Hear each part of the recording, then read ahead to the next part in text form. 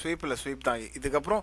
Like doesn't make sense. இதுக்கப்புறம் அவங்க Lakers 2 game ஜெயிச்சா கூட பாயிண்டே இல்லை, ஏன்னா முடிஞ்சுது இது. ஏன்னா உங்களுக்கு ஹோம் கோர்ட் அட்வான்டேஜும் இல்லை. இப்போ நெக்ஸ்ட் கேம் நீ ஹோமில் ட்ராப் பண்ணாலும் திருப்பி டென்வர் போனால் ஆப்வியஸ்லி அவங்க க்ளோஸ் பண்ணணும்னு தான் பார்ப்பாங்க.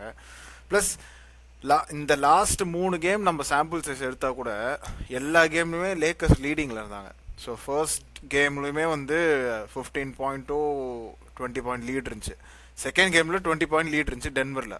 அது மஸ்ட் வின் கேம். அது உனக்கு 20 பாயிண்ட் ஹாஃப் டைமில் இருக்கும்போதே உனக்கு 20 பாயிண்ட் லீடு கிட்டே இருந்தீங்க.